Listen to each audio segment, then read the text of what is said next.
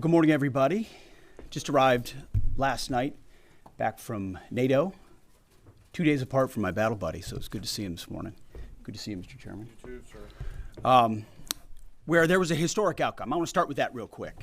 I think there's so much news, so many things happening that oftentimes big, momentous moments get missed. What President Trump accomplished in NATO yesterday was game-changing and historic. A shift in burden sharing to European responsibility in NATO that most would have said was impossible at the beginning of his term. But he said NATO needs to pay up. They started in the first term, and here in his second term, we've accelerated that. 32 NATO countries committed to spending 5% of their GDP on defense, on actually investing in the NATO alliance. So I hope with all the ink spilled, all of your outlets find the time to properly recognize this historic change in continental security that other presidents tried to do, other presidents talked about. President Trump accomplished it. It's a huge deal. You see, we're here this morning because in hunting for scandals all the time, in trying to find wedges and spin stories, this press corps and the press corps miss historic moments. You miss historic moments like 5% at NATO, which when you hear, I was in the closed door briefing. I wish there could have been cameras in there. When you heard the prime ministers and presidents of other countries, to a man and to a woman, looking at President Trump and saying, this never could have happened. Never would have happened. It seemed impossible 5 years ago, 2 years ago, 8 years ago. But here we are because of your leadership. If you ask them the question, I bet they'd say the same thing. But searching for scandals, you miss historic moments, like recruiting at the Pentagon. Historic levels in the Army, the Air Force, and the Navy. Yeah, maybe there'll be a little mention here or there, but because it was under President Trump's leadership, because Americans are responding to him as commander-in-chief, the press corps doesn't want to write about it. Or bring us to the topic of the moment, the highly successful strikes in Iran. Let me read the bottom line here. President Trump directed the most complex and secretive military operation in history. And it was a resounding success, resulting in a ceasefire agreement and the end of the 12-day war. There's been a lot of discussion about what happened and what didn't happen. Step back for a second. Because of decisive military action, President Trump created the conditions to end the war, decimating, choose your word, obliterating, destroying Iran's nuclear capabilities.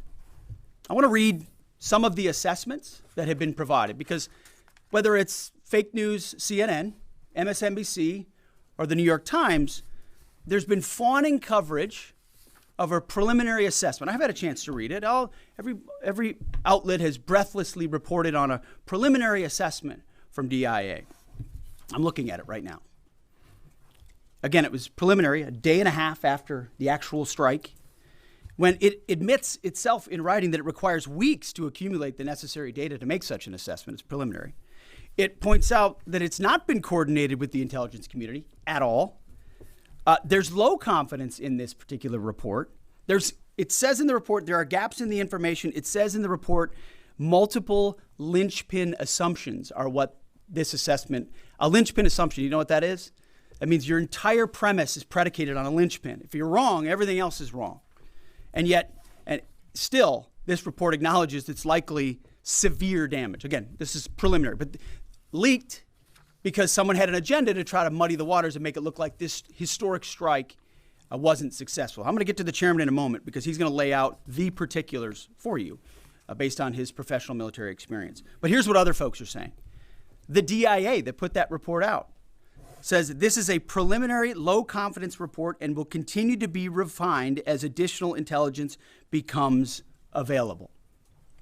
How about the Israeli Atomic Energy Commission? The devastating U.S. strikes on Fordow destroyed the site's critical infrastructure and rendered the enrichment facility inoperable. Have any of these quotes made their way into the New York Times or the Washington Post? MSNBC? CNN? Any of these quotes? How about this one? This is a new one from the UN, the United Nations. No friend of the United States, or certainly Israel often. Here's the head of the UN Atomic Energy Agency this morning, Rafael Grossi, U.S. and Israeli strikes caused enormous damage to Iran's nuclear sites.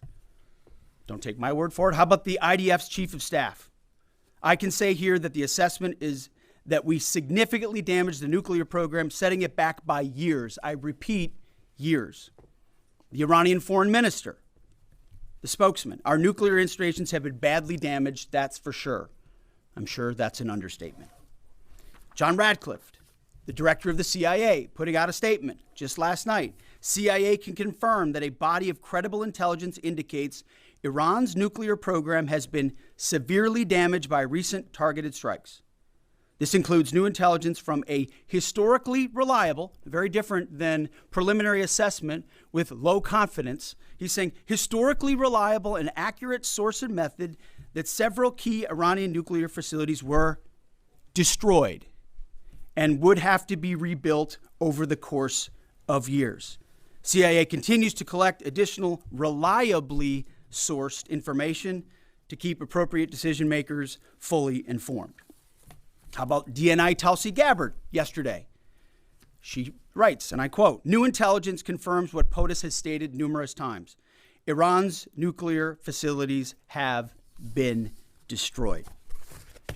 Institute for Science and International Security President David Albright, overall, Israel and U.S. attacks have effectively destroyed Iran's centrifuge enrichment program.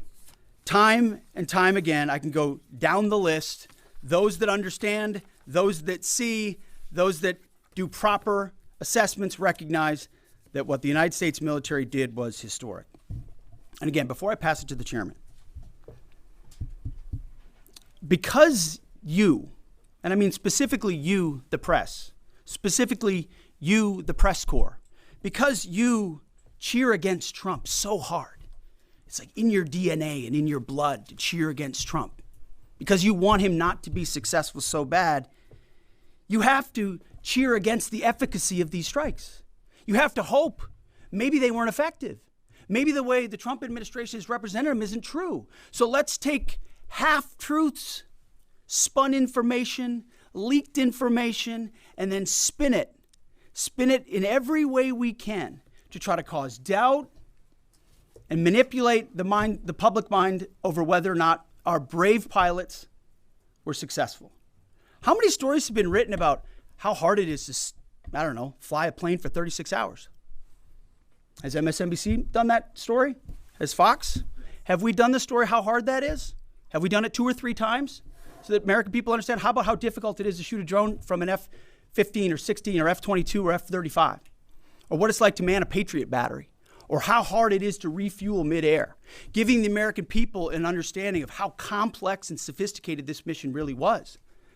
There are so many aspects of what our brave men and women did that because of the hatred of this press corps are undermined because your people are trying to leak and spin that it wasn't successful. It's irresponsible.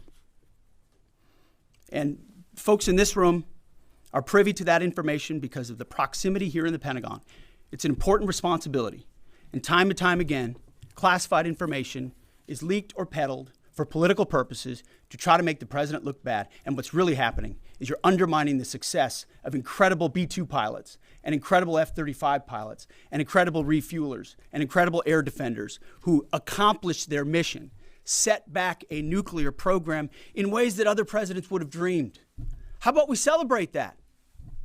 How about we talk about how special America is, that only we have these capabilities? I think it's too much to ask, unfortunately, for the fake news.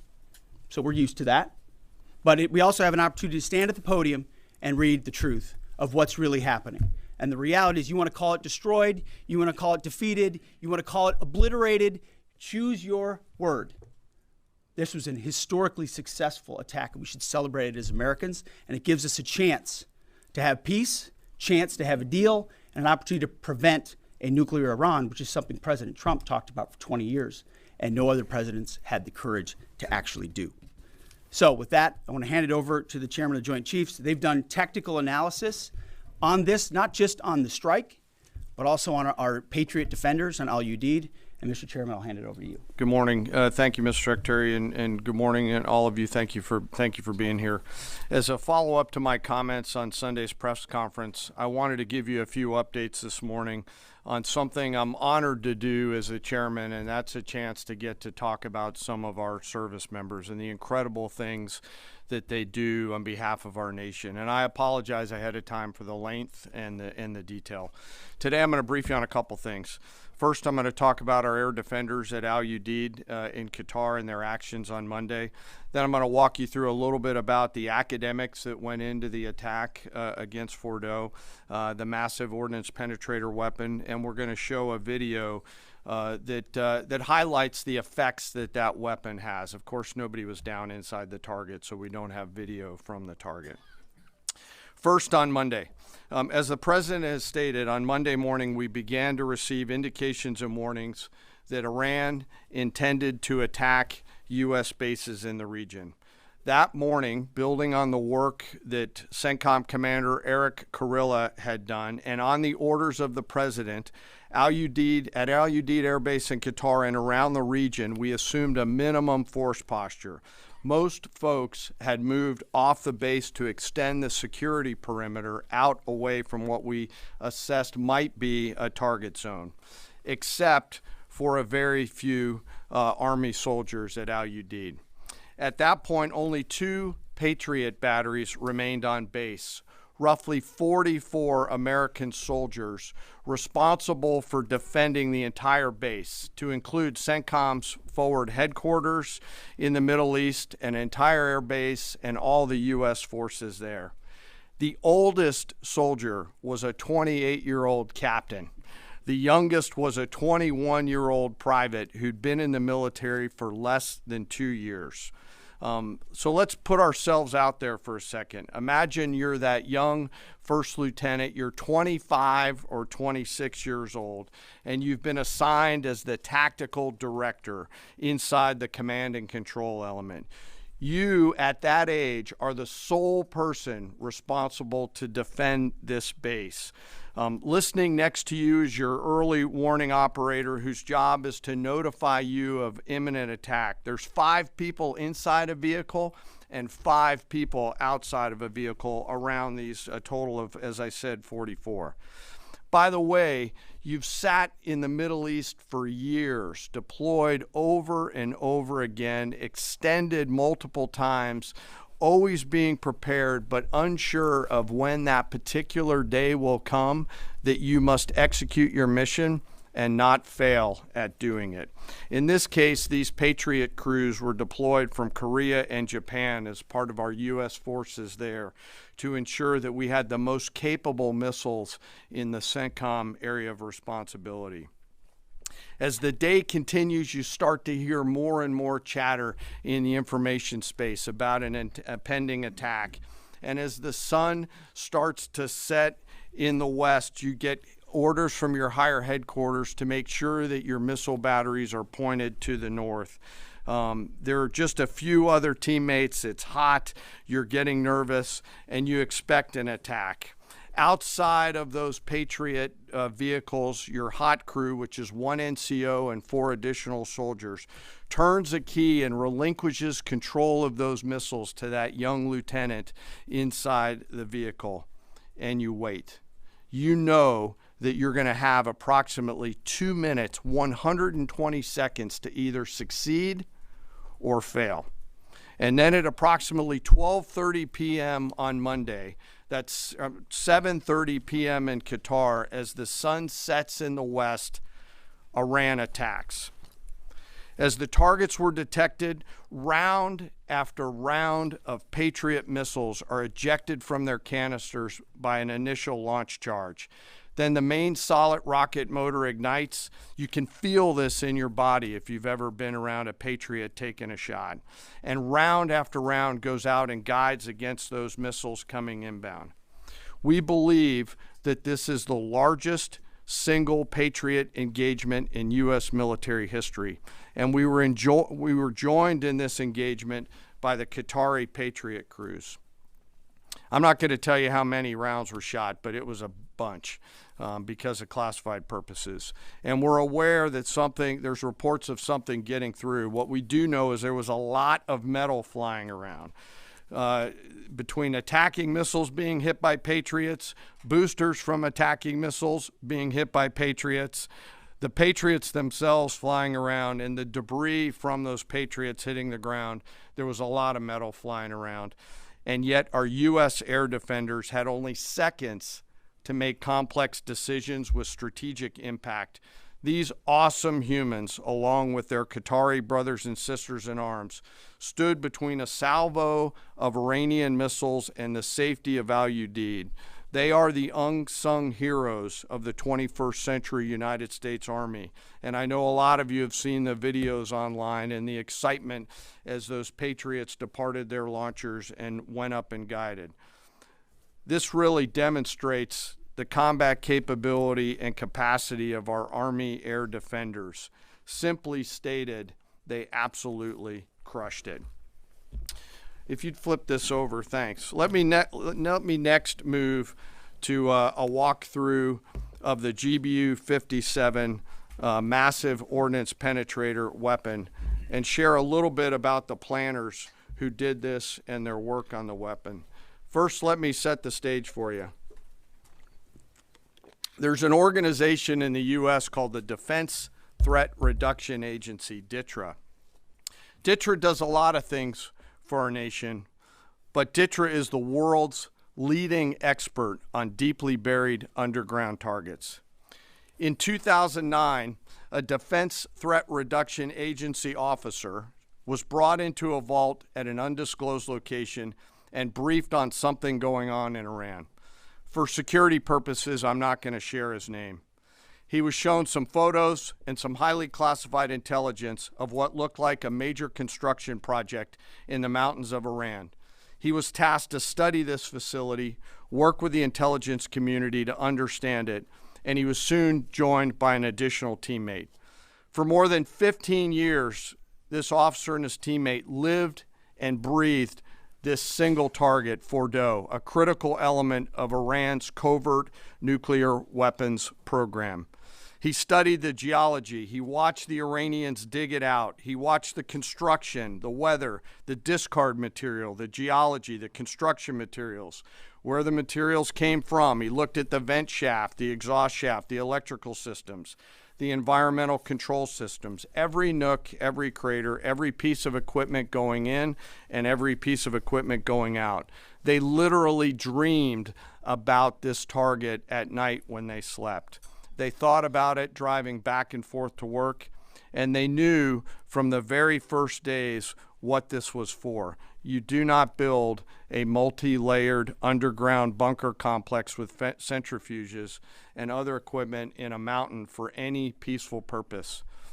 They weren't able to discuss this with their family, their wives, their kids, their friends, but they just kept grinding it out. And along the way, they realized we did not have a weapon that could adequately strike and kill this target. So they began a journey to work with industry and other tacticians to develop the GBU-57. They tested it over and over again, tried different options, tried more after that. They accomplished hundreds of test shots and dropped many full-scale weapons against extremely realistic targets for a single purpose: kill this target at the time and place of our nation's choosing. And then, on a day in June of 2025, more than 15 years after they started their life's work, the phone rang and the President of the United States ordered the B-2 force that you've supported to go strike and kill this target. Yesterday, I had the incredible honor and privilege of spending time with these two Defense Threat Reduction Agency officers who've given so much. One of them said, quote, "I can't even get my head around this. My heart is so filled with the pride of being a part of this team. I am so honored to be a part of this." To you both, thank you, and thank you to your families. Operation Midnight Hammer was the culmination of those 15 years of incredible work. The air crews, the tanker crews, the weapons crews that built the weapons, the load crews that loaded it. Before I run through this video today, I want to talk a little bit about weaponeering and what goes into an attack. Weaponeering is the science of evaluating a target. I mentioned all of those factors before that these two DTRA officers had thought about.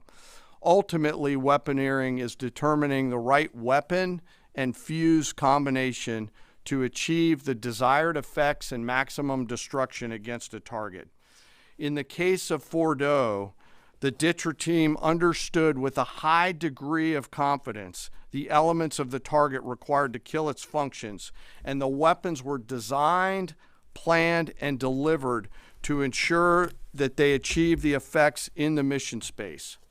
By the way, in the beginning of its development, we had so many PhDs working on the MOP program, doing modeling and simulation, that we were quietly and in a secret way the biggest users of supercomputer hours within the United States of America. So let me talk about the graphic a little bit. And the GBU-57, which all of you I know is a 30,000 pound weapon dropped only by the B-2. It's comprised of steel, explosive, and a fuse, programmed bespokely, each weapon to achieve a particular effect inside the target. Each weapon had a unique desired impact angle, arrival, final heading, and a fuse setting. The fuse is effectively what tells the bomb when to function. A longer delay in a fuse, the deeper the weapon will penetrate and drive into the target. So on Fordow, in June of 2008, you can see these three holes. Depicted here is the main exhaust shaft with two additional ventilation shafts on either side. The United States decided to strike these two ventilation shafts, seen here on the main graphic, as the primary point of entry into the mission space. In the days preceding the attack against Fordow, the Iranians attempted to cover the shafts with concrete to try to prevent an attack. I won't share the specific dimensions of the concrete cap, but you should know that we know what the dimensions of those concrete caps were. The planners had to account for this. They accounted for everything. The cap was forcibly removed by the first weapon, and the main shaft was uncovered. Weapons 2, 3, 4, 5 were tasked to enter the main shaft, move down into the complex at greater than 1,000 feet per second, and explode in the mission space. Weapon number 6 was designed on each side, so there were 6 on each side. Weapons number 6 was designed as a flex weapon to allow us to cover if one of the preceding jets or one of the preceding weapons did not work. The video I'm about to show you is a culmination of over 15 years of development and testing. As I said, hundreds of test shots on various models. This is one weapon. So if you take a view of this as 5 additionals, you'll get a sense of what this looks like. Hopefully you can see it and there's not too much reflection. Tom runs our videos out there. We'll run it at full speed so you can see it and then go back through it. Go ahead, Tom.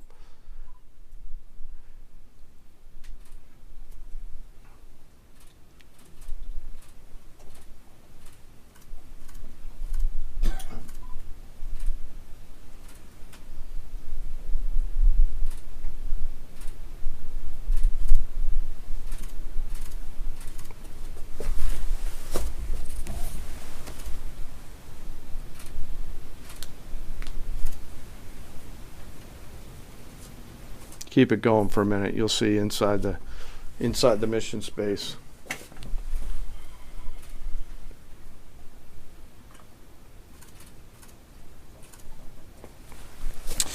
Unlike a normal surface bomb, you won't see an impact crater because they're designed to deeply bury and then function. I know there's been a lot of questions about that.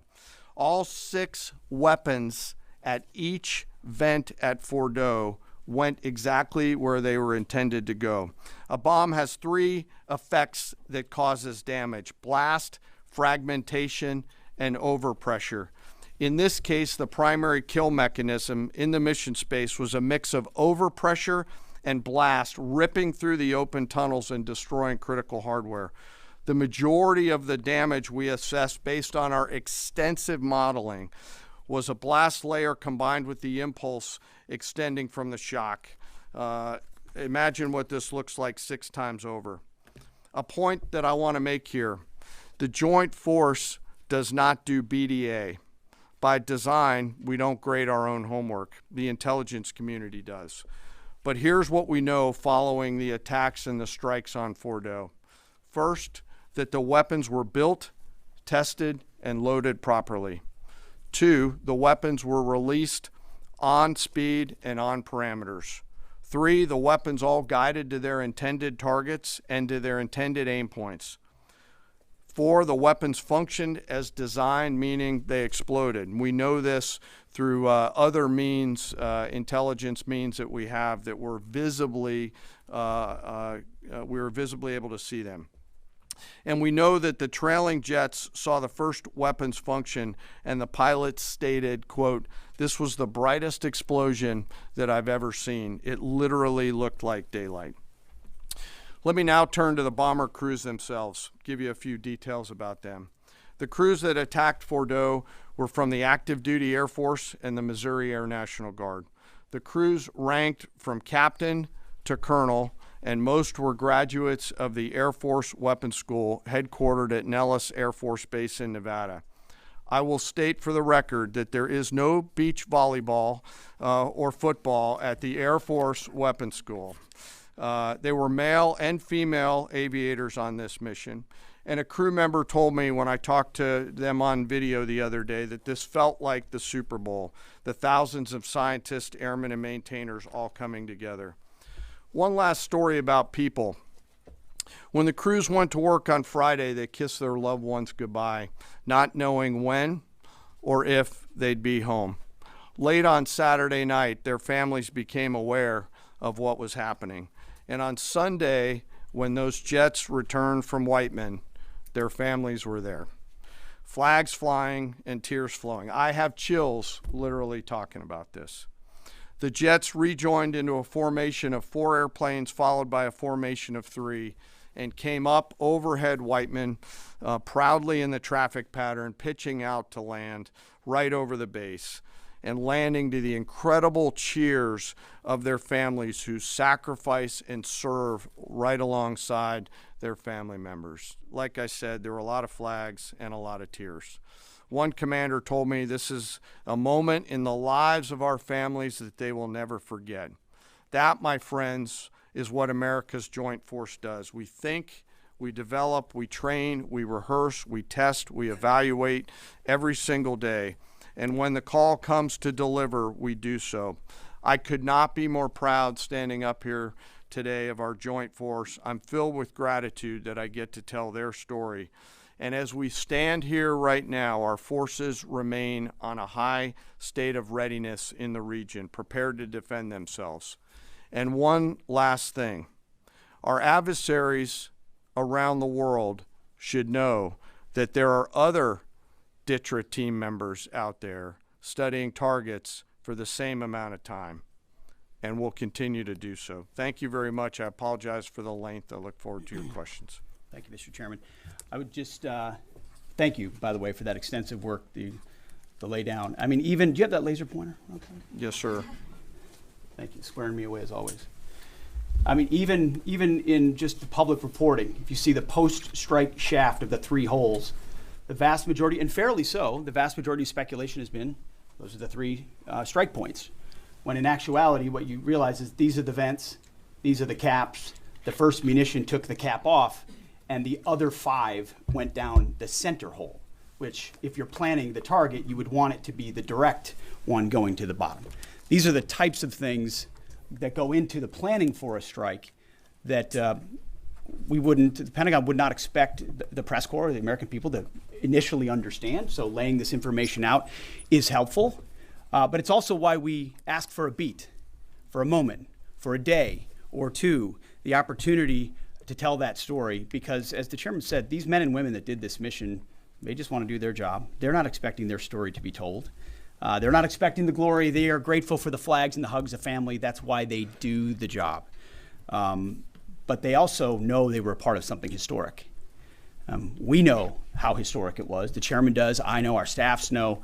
And so that's why we are, and the president of the United States knows.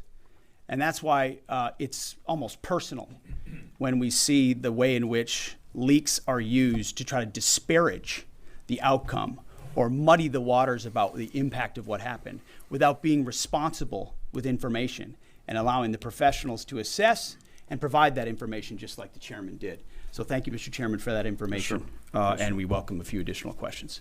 Yes, sir. General, on Sunday you said final battle damage will take some time. And you also said, I think BDA is still pending, and it would be way too early for me to comment on what may or may not still be there at the nuclear facility. So that was just over 3 days ago. So what has changed? Would you use the term obliterated as well? Sure, like I said, we don't do BDA. I'll refer that to the intelligence community. And When you're talking with them, I mean, what changed in the past 3 days that make you